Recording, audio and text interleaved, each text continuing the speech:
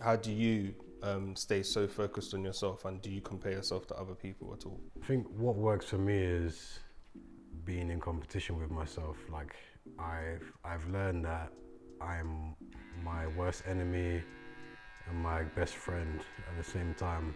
I like that. Yeah.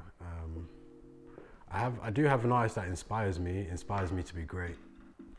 And yeah, I'm not gonna say that I've never like gone and looked at his work, because his work does humble me. And then it just makes me constantly look at my own page. If anything, if I do look at social media at all, like I just keep looking. In fact, not even just my social media page. What I do is I scroll through the photos in my phone. Your own work, basically. Yeah, my own work, and I basically benchmark myself. I look at stuff that I did back in 2010, I think it was. I look at stuff into 2015, and you know, I just compare myself to myself. You know, like I said, I'm my own worst enemy and my biggest critic and my best friend.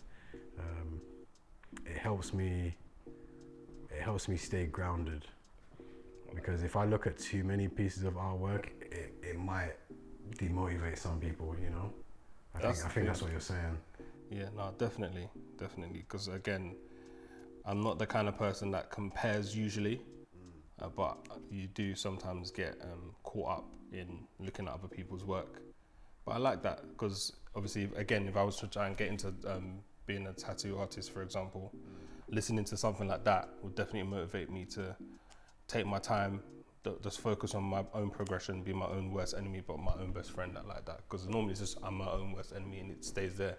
Be my own best friend as well. My number one fan. Oh, that's it. Yeah, you have to like pat yourself on the back. Like I think one of my apprentices is like teaching. Maybe you should try teaching, because teaching is so fulfilling.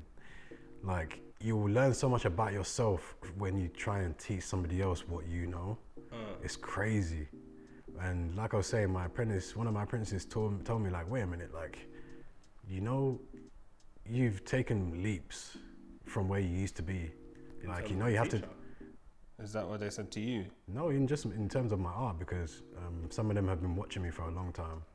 So they've said to me like, look at where you've come from and look at where you are now. Like, you know, it's all right to tell yourself you're doing well, you know? Like, that's one thing in particular. Like, take the time to be like, yeah, do you know what? I've accomplished a lot. Yeah, like, you've gone from not being able to finish a whole tattoo in one day to being able to finish a palm-sized tattoo in one day, clean, easy. The client feels no pain. The client's ready to book another tattoo there and then, you know? It's just little benchmarking things like that. Me, Raph Tatts, come on, owner of the first digital tattoo studio out there. Owner and head tattoo artist. Okay. Also train, teach people how to tattoo, you know?